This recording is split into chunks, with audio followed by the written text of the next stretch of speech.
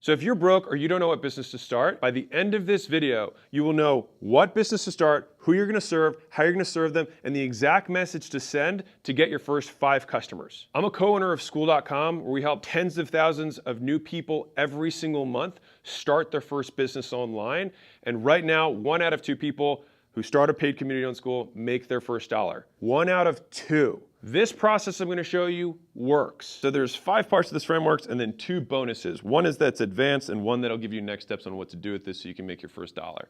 So it starts with the what, which is what is your business actually going to be about? And so I use something called the 3 Ps framework. All right, so you can write this down, the 3 Ps. And that's because almost all businesses get born of one of these 3 Ps. And the first is pain. So it's something that you went through personally and had to overcome. So a friend of mine has a wife, well, they're married, and they have 9 kids. And so in her going through this process, she was like, well, what would work for me? And I'm like, well, you have 9 kids. So I'll bet you that you just making lunch for 9 kids every day is probably a process. She's like, oh yeah, I have this whole thing that I do so I organize it so everybody has their own bags and they all know who it is. And then I can do it in a time that's cheap for me and gets them all the food that, all the protein and all the other stuff. And she's like, I have a system around that. And I was like, that is the beginning of a business. The second is your profession. Meaning what you do for a day job or what you've done in the past. I've recently made a video about a lady who quit her job as a registered dietitian at a hospital and then started teaching other registered dietitians how to bill insurance. And the reason that she learned how to do that was at the hospital, she had to work 6 days a week and work 12 plus hours per day as an RD. And so she only had 1 day a week that she could bill her personal clients on the side. And so she had to figure out this really complex billing system and how to do it really quickly. And so she took something that she learned from her profession and made a business around something really, really narrow. And so a lot of people think that it's got to be this big, crazy thing. If you solve one very specific problem for somebody, that is a business. And you might think, oh, well, how am I going to get a huge following from all that? This particular individual has 5,800 people who follow her on Instagram, and she takes home almost $1 million a year in income. And so if you're an accountant or you do HR or you edit videos or you do whatever, like every single job that exists in a business means that fundamentally people exchange money for the skill you have. And so any professional skill that you do in a business, you can do as a consultant or as an independent contractor or teaching other people in that profession. There's lots of tree branches that come off of that, but this is the second big category that businesses are born from. The third bucket of P's is passion. These are the things that you're always interested in. These are the articles you read. These are the YouTube videos you watch. These are the podcasts that you listen to in your spare time. It's the stuff that you're just inherently interested in, that you can't get enough of. And so for me, personally, I was somebody who was into fitness. It was what I was reading. I was reading T Nation, which none of you guys have even heard of, but it was this blog online that had all of the lifters in there and all these trainers and coaches that were talking about stuff. And every night I would eat my meal and I would read whatever the new T Nation articles were. And I did that every single night. And that's what my passion was. And when I went to work, the guys that I worked with are like, dude, if you don't start a gym, they offered to front me the money to start the gym because I was so obsessed with fitness at the time. And so if you're like, okay, well, I overcame food allergies, or I am an accountant, or I'm into painting model cars, got it, but how am I going to turn that into a business? Don't worry, that's what I'm covering in step 5. So let me break this belief for you really quickly, that you need to get the perfect pick on the first try. The reason this isn't accurate is that it assumes that you, with zero context, having not talked to customers and gotten zero feedback, are going to pick it right. The reality of it is that picking anything is the first step because that begins the iteration process of feedback so that you can get it right. So the 5-step process I'm going to walk you through is going to get you to your best bad idea as fast as possible. And the reason we say best bad idea is that we want to get it out there so that we can make it less wrong over time. And if you keep making a bad idea less wrong, eventually it becomes a good idea. And then people say, how did you pick that right on the first shot? And you will smile and know that that's not actually how it worked. So great. If you have your first P, you say, I know what pain it is or what profession or what passion. Now we move on to step 2, which is the who. So who are you going to do this what for? There's 3 categories that the who's are going to fit into. The first is people like you. The second is people that you have helped before. And that can be for money or not for money, but I'm assuming if you're watching this video that you haven't helped them for money, you just did it as a favor, which I'll tell you my story about that in a second. And the third is people who you think are underserved. Now, this is probably the more formal way that people look at markets that are growing, that you think there's an emerging trend. It's people that have this huge demand and are underserved. This is probably the most formal way of doing it. But most businesses that come from, I would say, the heart or the mind come from one of these two things. I went through this thing and then I took a long time to figure it out. And now that I have figured it out, I want to help other people who are like me figure it out. Sara Blakely was like, man, none of these underwear hide the bad and show the good. And so then she created Spanx. And then Spanx went on to sell for $1 billion to Blackstone, I think earlier last year. And so you can absolutely build a massive business just trying to solve a very personal problem to yourself. Differently, Zuck started in his dorm room to make some sort of platform for horny college kids that eventually would become Facebook. Or for me specifically, the reason I made my first dollar, the first actual dollar that I ever made, was there was a lady at the gym and she came to me and said, hey, can you help me with my food? And it was just because I looked in shape. And I was like, sure. And I didn't know her super well. And so we met at a pizza shop, ironically. And so she asked me to talk to her about her food. And so I just asked her what she was buying for her groceries and gave her a couple of recipes that I did to increase her protein intake. And at the end of me sitting at that pizza parlor with her for an hour and a half, she just took out her purse and wrote on a check $100 and she handed it to me. I didn't sell her. I didn't say a price. She just handed me $100 for the amount of help that I'd given her. And it was really weird because we walked out of the pizza parlor and then she got in her car and I opened up the check again and I was like, holy shit, I could get paid to do this? And it was this huge moment for me.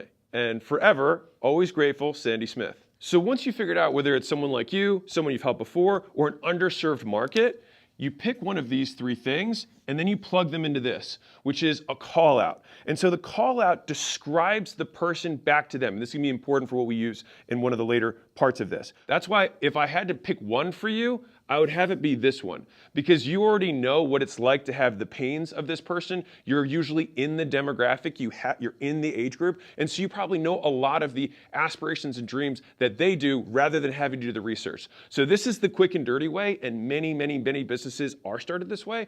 And in my opinion, this tends to make mercenaries, this tends to make missionaries. And so what I mean by that is people who start purely based on analyzing markets and trends and things like that, they're in it for the money. They don't really care about the product or even the customer.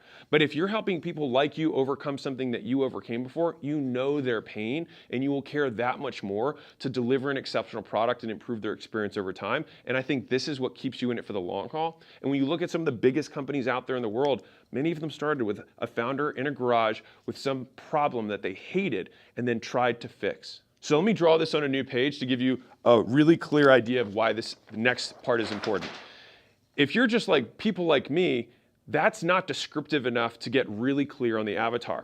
And so I think about it as having 5 kind of frames that I think through to narrow down my avatar. I've got the age, gender, profession, like before, because if you are going to use profession, then you might as well say it. Got their problems or their pains, and then we've got their interests or passions. And you'll notice these are more or less the 3 Ps from before, okay? And so what we do is you want to pick 3. And so let me give you an example. So if I'm looking for 35-year-old men, it's not narrow enough, right? Or if I just said 35-year-olds, not narrow enough. 35-year-old men who were accountants. Now I can get even narrower by adding more, but you have to have at least 3.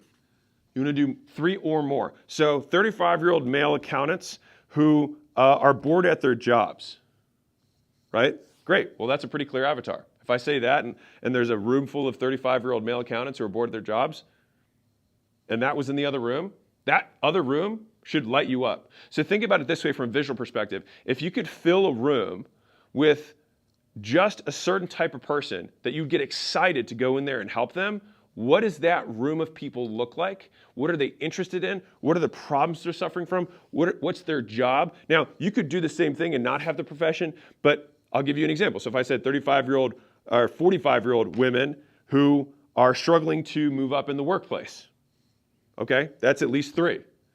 Get the idea? So you just want to get narrow enough that they know you're talking to them. Let me break a second belief for you, that if you get really narrow, it means you're not going to be able to make as much money because you don't have as many people to sell to. The other part of that is the more specific you get, the more you can charge. So let me tell you something that might blow your mind. So if I sold time management as my thing, that's really, really broad. All right, that's my what. Okay, well, I might be able to charge for my time management PDF, I don't know, 19 bucks. Okay? Now, if I said I've got a time management product for salespeople, then all of a sudden, this is probably a $199 product. If I said I have time management for outbound salespeople, then that's going to be even more specific, and this might be a $19.99 product. And if I said I have the entire outbound time management system for garden and power tools, then this could be a $10,000 thing. Because anybody who's this specific with their niche knows that they're going to be able to make a couple sales with this new system and more than pay for it. And so as you get more specific with your prospect, you can get more premium with your price. And if you're the best at time management for outbound sales rep that do garden and power tools, how many competitors are you going against? Almost no one. And so you're selling in a total blue ocean where it's just you with a life raft, and all of them are in there in the pool around you struggling. And then when you have your life raft and you're the only boat in town, they've got to pay whatever you want in order to scoop them out of the water. If you're enjoying this process, I run something called the School Games. So you can go to school.com/games. You can start for free. I'll help you build your first business by taking you through frameworks like this and many others, and give you the platform to do it to make your first dollar. Right now, more than 1 out of 2 people who start the School Games with a paid community make their first dollar online. Very proud of it. So if you like that, go check it out. You can start for free. So that's step 2. That's the who. Now we go to the how. And there's 2 parts to the how. So let's cover those now. So with how part 1, we think about the upside. This is all the good stuff that you're going to help them achieve or experience as a result of using your thing. All right, so you want to think about how much easier their lives are going to be as a result of using your thing. You want to think about how guaranteed the outcome is now as a result of using your thing. You want to think about how much faster they're going to be able to get what they want using your thing. And you want to be able to describe to them how it would feel to experience their dream scenario. And so if these look familiar, these are the 4 elements of the value equation, but written in the positive. And so the perfect offer is something that is incredibly easy, guaranteed to happen, immediate, and is exactly what they want. And the sub part of this is exactly the way they want to get it. I'll give you a B2B example from Gym Launch. So the average gym makes $30,000 in their first 30 days using the Gym Launch system. Now, the average gym owner makes $36,000 a year in take-home income. So if they make $36,000 a year as take-home income, then we can help them get what they want easier, guaranteed, faster, and exactly what they wanted to do, which was to fill their gym up and make money. Whatever benefits you sell, there's some good stuff. And so we want to say, hey, here's all this good stuff you want, and here's how I make it easier, faster, guaranteed, and this is what it looks like when it's right. That's what we explain with the how part 1. So now that we've listed out all the good stuff, let's flip over to how part 2, which is going to be the bad stuff. And if you think about motivating an individual in general, you fundamentally only have 2 things that are going to increase the likelihood that they do what you want. You either have to take away the bad stuff that they don't want, or give them more good stuff that they want. That's it. That's all you can do. And so thinking about it from this framework has helped me so much in copywriting, in sales. It's like, you're either saying you're going to get this thing or you're going to avoid this thing you hate. That's it. And it's just how well you can describe either of these things, which makes it more and more compelling, which is why picking someone like you makes it easier to describe the very intricacies of their pain. So for example, if I said lose weight fast, that might have worked in the 1900s, but people quickly learn that they can't believe things that people say. And so the more specific you are about the pain and the benefit, the more likely they are to believe you. If I say, hey, stop feeling your thighs chafing when you're out in the sun, that's a very specific pain, right? And so someone would be like, oh, I experienced that. But it would pass their guardrails and their banner blindness around ads and copy and marketing because it's very specific to their pain. You want them to be like, I can't believe they know this about me, because you know it about you and you just describe it back to them. So now we're going to talk about the bad stuff. So these are the inverse of the things that I was mentioning earlier. So instead of the guarantee, we're going to talk about the risks that we're going to help them avoid. Instead of how fast it is, we're going to talk about how slow it is for them, that they're not going to have to experience that slowness. Instead of it being easy, we're going to talk about all the pain and sacrifice and suffering that they have to go through in order to experience the benefit. So the nice thing with this one particularly, because there's going to be the most meat here in terms of what you're describing, because the guarantee you just say, this is where you state stats and you show what you've done, what you plan to do. The fast and easy, you put a timeline around it and what they can expect versus the timeline of what's bad. And with the ease, there's two sides to this. So one is, what are all the good things they normally have to give up that they no longer have to give up with your system? And what are all the bad things that they would normally have to start doing with other products or other services to solve this problem that with your product, they don't have to start doing? So let me give you an example. So weight loss is simple. So if I have to start working out and waking up early, then that's something bad I don't want to start doing. And so if you use my system, you don't have to start doing this bad thing you don't want to do to get the result. If I want to avoid the negative thing that you don't want to give up, which is, hey, you like doing Taco Tuesdays and eating out with your friends. Normally you'd have to give that up. But with my system, you can keep that thing you like without sacrificing it and still get the result. And so you show both of these that make it easier. Because what makes things hard? What makes things hard is doing things we don't like and giving up things we like. And so if we have our solution that they can not have to do things they hate and keep doing things they love, then they will like that better. You might be thinking, okay, well, I get the good stuff and the bad stuff for How Part 1 and How Part 2, but how do I get all this stuff? Well, first off, if it's you, then you know what these pains are. If it's not you, then you do the 3-letter method. You ready for it? Ask people who you want to sell. So you get on the phone, you reach out to people, and you basically do an interview. Now, a good interview basically functions like a sales call, which is like, what are the problems you're struggling with right now? How long have you struggled with them? What makes it painful specifically? Can you describe what the experience is like when it's not right? Could you describe your ideal experience if it were done the right way? What are some of the things you have to stop doing that you like doing that you don't want to stop doing when you've done things in the past? What are the things that you have to start doing that you hate doing that you've had to start doing in the past? In either of those scenarios, in all of those scenarios, you're learning more about the customer, you're learning about their dreams and aspirations, but the pains that they've experienced along the way. And the culmination of all of those answers become How Part 1 and How Part 2. The good stuff you're going to help them get, and the bad stuff you're going to help them avoid. And if you're still wondering, how am I going to make money from all this stuff? Don't worry, we're going to get there right now. Step 5, putting it all together. Combine.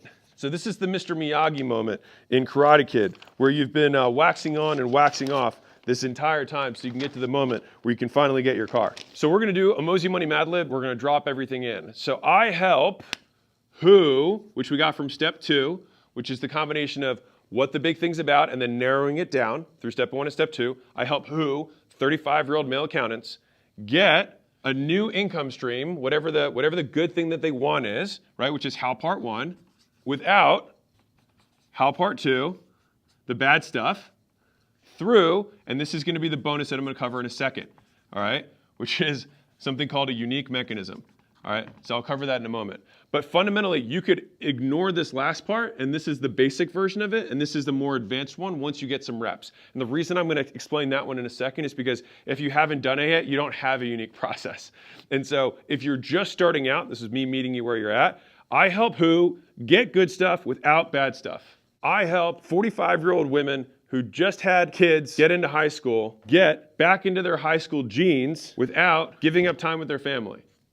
I help nonfiction business authors get on the Wall Street Journal bestseller list without looking cringe. And listen, it doesn't have to be, like, you don't have to perfectly do this every time. I could just say, I help young guys starting school for the first time pick their community under 30 minutes. Like, it's just, if you can nail them, then the person's like, shoot, that's me. Right? The more you add these pieces in, they're like, that's exactly what I'm struggling with. This is exactly what I want.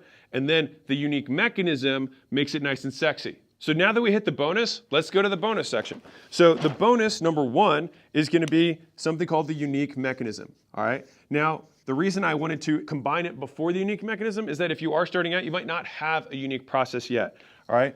But the unique mechanism is something that differentiates your solution from other people's. So if there's 2 people in your market, or 10 or 100 people in your market, one, you could probably go narrower on your who and the problem you're trying to help them solve. But let's assume that you did that and there's still 10 people that all help 35-year-old male accountants, watch Friends reruns because that's your passion without feeling the judgment of other people because you have a cool streaming platform or access between all these other ones that allow them to do it for free. Whatever, okay? So let's say that that's your niche and there's 10 other people who are serving them. What you want to have is some unique mechanism. And this is not a new marketing concept.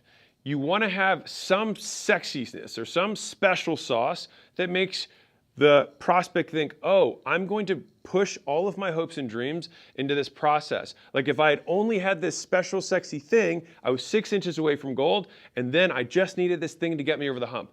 And the point is that that's what they should feel like. Oh, if I just had this thing all along, I would have already been successful. So it's like you have this secret that you can help them be successful with, and the proof is in the pudding. And so even if you think about this YouTube video as a product, if you wanted to, the unique mechanism is the 5-step process or the 5-step niche narrowing, the niche narrowing nunchuck, right? Because it's a fucking whacks it on the head. So let me explain how this works. Is that you're going to either have a list or steps that someone has to follow to achieve a result. Fundamentally, that's what it is. You're either going to say you have to do all these things, so just think a checklist, like once you have done all 4 of these things, you'll achieve the outcome, or you have to follow this in sequence. You have to do 1, and then you have to do 2, and then you have to do 3, and then 4. The difference here is that these don't have to be in order. You just have to do them all. Here, you have to do them in a specific sequence. But either way, you're going to have a list or a step or series of steps that someone's going to follow, and then all you do is that you wrap this whole thing and then you name it.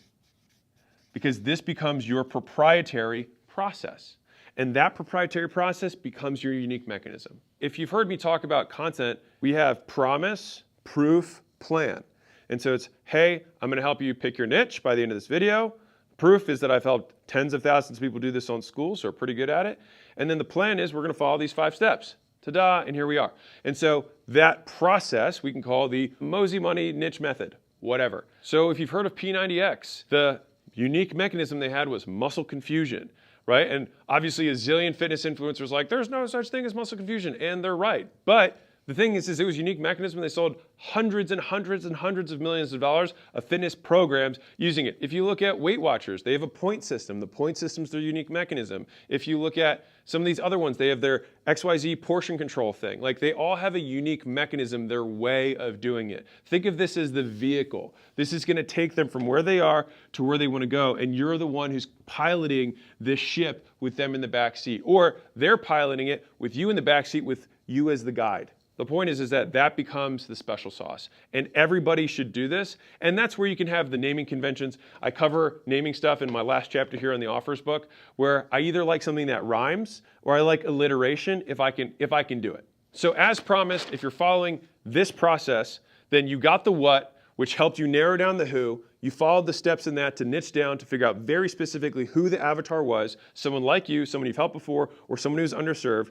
We did the good stuff. We looked at the bad stuff. We put it all together into one sentence so you can immediately use it. If you're a little more advanced, then you figured out your unique mechanism or your system or your process or your method to put it all together so they're like, wow, this is exactly what I need. So what's this last bonus? Well, I said I'd help you get your first 5 customers. So let's do that.